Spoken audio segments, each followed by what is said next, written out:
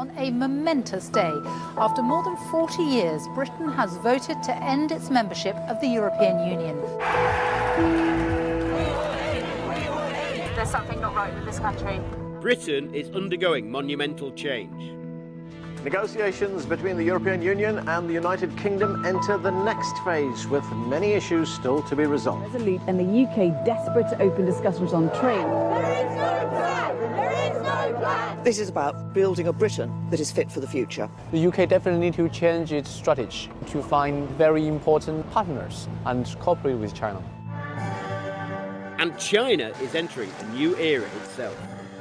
这个新时代，开放带来进步，封闭必然落后。You know, China's a growing economic powerhouse, and Britain is not. And there's a very interesting conversation to have there. I'm Matt Horn, and I'm a journalist. For the last 15 years, I've lived and worked in China. From Guangdong province, the first experimental ground of China's economic reform, I've had a front row seat to witness an extraordinary story of change. The story of a nation's 4-decade ascent from a cheap manufacturing hub to the world's second largest economy. This is an important state visit. Perhaps the most extraordinary visit by a Chinese head of state that Britain has ever seen. With real business deals being accomplished all the way. Irrespective of your sector or your business, you need to sit down and think about what China means for you, because China is only going to become an increasingly more important influence around the world. 15 years ago, I left the UK for an exciting new life in Guangzhou. Today, I'm back in London, the capital city, and I've come back to a very different country in very different times. On March the 29th, 2019, politicians in the historic Palace of Westminster behind me will finally vote for Britain to Brexit Europe. What does that mean for UK-China relations in the Brexit era, and also in the golden age following President Xi's successful state visit a couple of years ago? I've come home to find out. My search for stories of China's changing roles in the new era will take me from the east of London to the west of Oxford, the southwest harbours of Bristol, and finally across the Irish Sea to Dublin.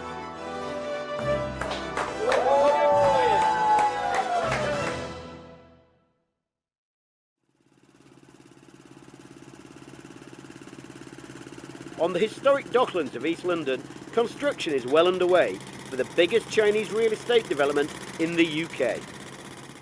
I'm standing here overlooking the magnificent new development of the Royal Albert Dock. £1.7 billion, 35 acres. This magnificent site is going to provide the gateway to the UK and Europe for Chinese businesses for many years to come. So this is phase one, which is about 650,000 square foot. This building nearest us on the left, that'll be the first one finished. I mean, we've got a lot of guys on site. We've got roughly 450 guys on site at the moment.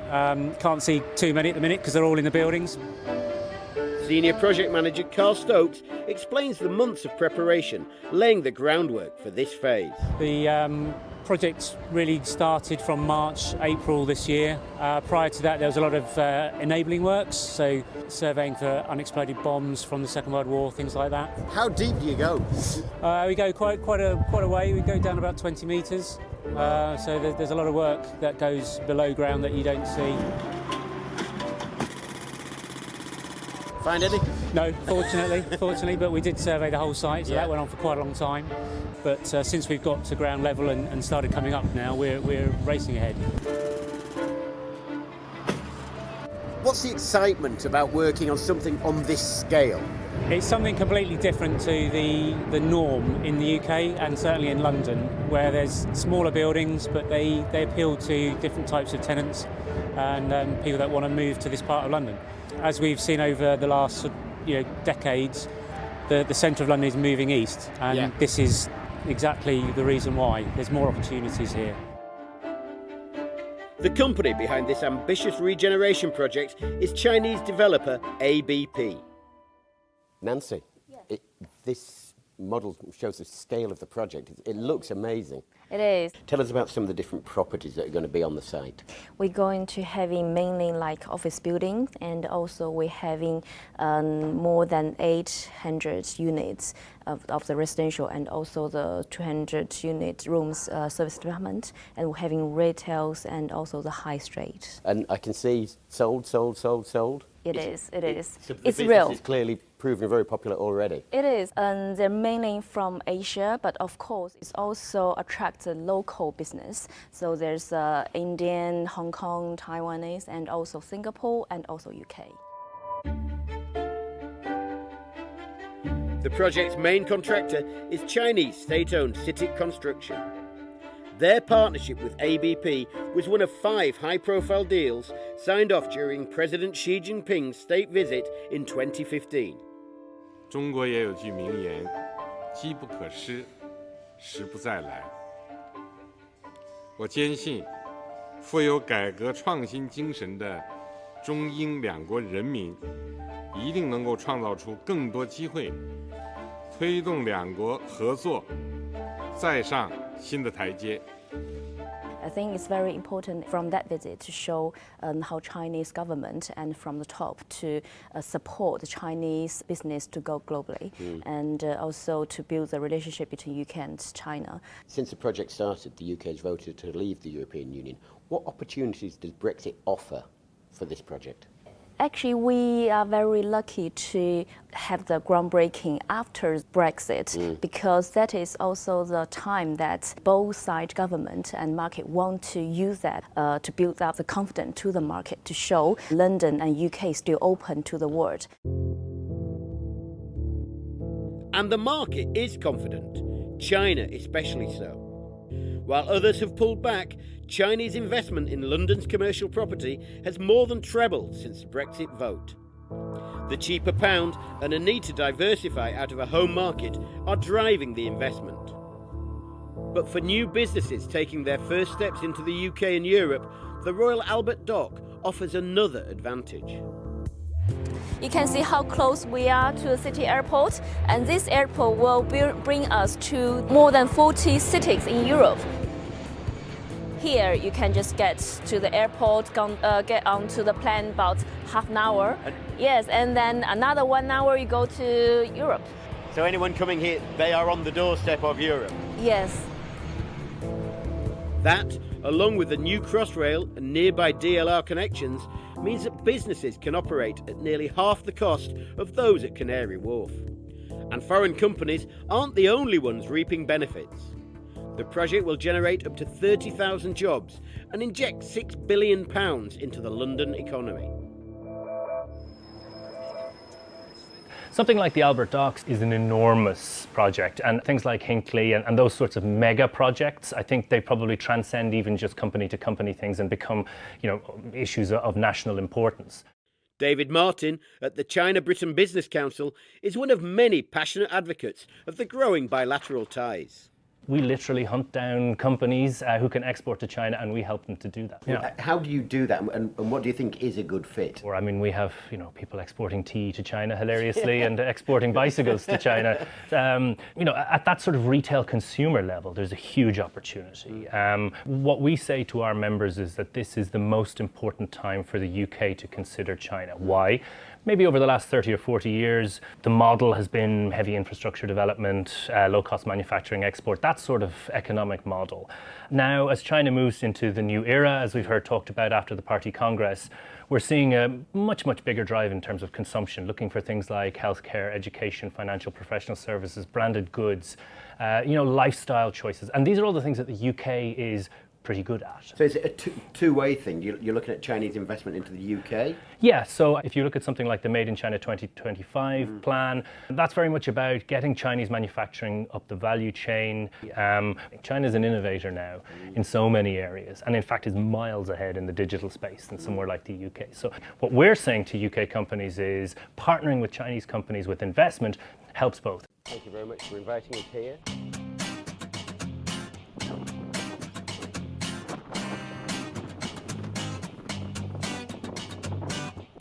To learn how Chinese innovation helps the UK, I've come to Oxford, the famous university city, with an ambitious plan to become the world's first zero-emission zone by 2020.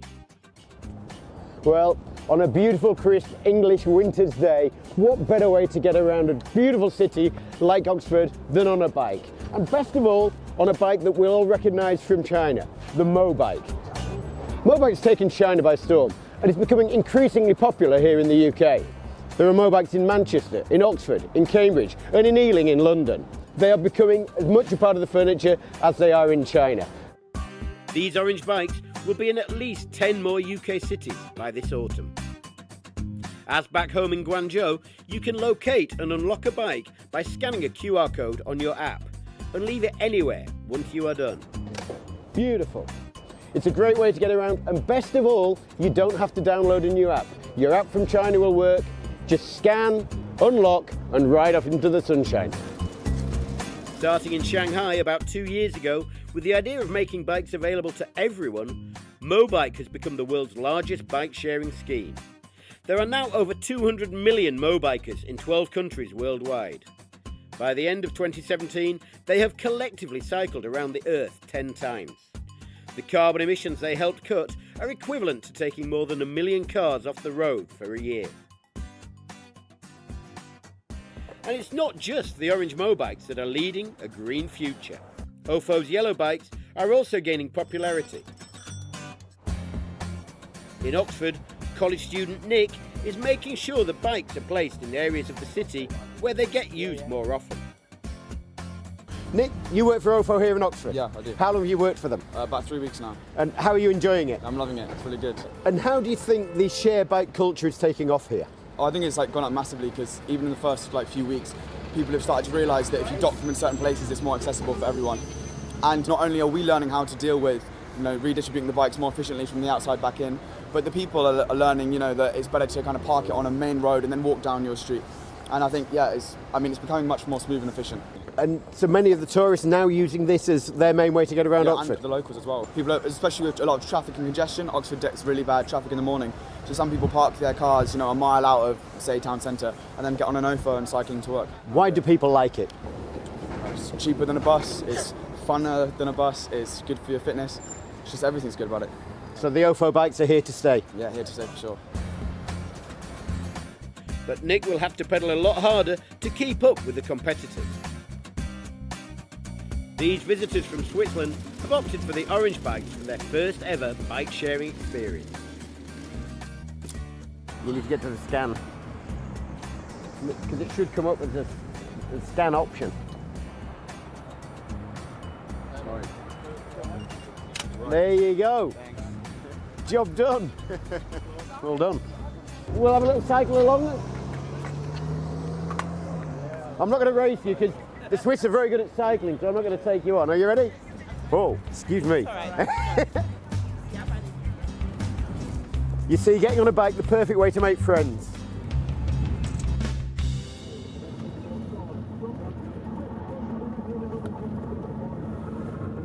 Having done some serious exercise, I feel I've earned myself a pint and a bite. And I know just the place not far from here.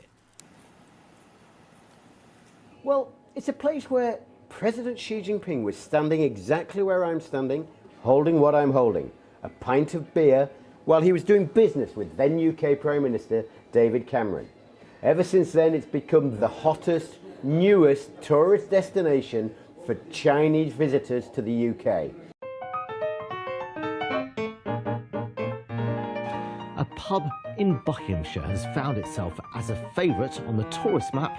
A British pub where they both sat down and had a pint of beer, President Xi and David Cameron. There's kind of this softer side, something it also seems extraordinary. Xi Jinping can now walk down British high streets and be recognised, and that's a big difference for a Chinese leader. Really, Britain sending out a message that Britain is China's new best friend in Europe. Roughly a year later, this 16th century Buckinghamshire pub was sold to a Chinese company for a sum believed to be in excess of £2 million.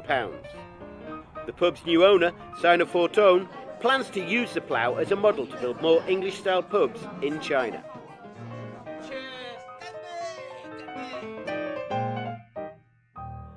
While sampling a pint of the Green King IPA that the President ordered, I met a new beer buddy from Shenzhen who happens to be very well versed in the business world. You're here on business? I'm here on business, yes. So why did you want to make sure that you came to this destination? We were actually on our way to airport. Really? And, you were... the driver said, okay, it is a very interesting place. Yeah. As you probably know, there was an important visit summit a few years ago, and we should definitely have a look at that. And as a businessman, what have you seen since that visit from President Xi, that state visit that was so successful? How have you seen it change maybe your business practice, your business relations? It has been a massive change. I mean, both sides, there was huge development.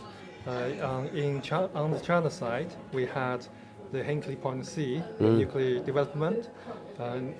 It's unimaginable 20 years ago, but now it's happening. What do you think the opportunities are for Chinese business in this Brexit age? Well, the Brexit age will break the UK European bloc, and then you will certainly have more international business coming to the UK, have more bilateral relationship. We'll trade under the WTO rule, I believe, and both UK and China are WTO member, so there's no problem between the two countries to come closer. Yes, we have seen, I'm in the line of investment business. I have seen a lot of movement between the two sides. You know, Chinese business come to the UK looking for opportunity, and vice versa. It's evident that Sino-UK relations have never been stronger. The basis of that strength is economic. The Chinese are investing a huge amount, about $127 billion. We saw a slew of deals ranging from investment in cruise ships, Rolls-Royce engines, healthcare technologies, deal after deal. And for its part, the UK is putting $50 million into the Chinese-led Asian Infrastructure Investment Bank, a sum second only to China itself. We are truly in a golden era of our relationship. The UK is a large economy. We have a level of trade and commercial integration with the EU 27, which is unlike the situation of any trade partner that the EU has ever done a trade deal with before. British government saw an opening. They saw an opportunity to be the place in Europe that most welcomes Chinese money. And London is clearly an important investment hub. Yes, very important. I mean, London have facilitated a lot of trade, and especially for the RMB globally, it is the only center, apart from Hong Kong, that does offshore RMB trade at a massive scale. Both central banks have signed the deal to facilitate that.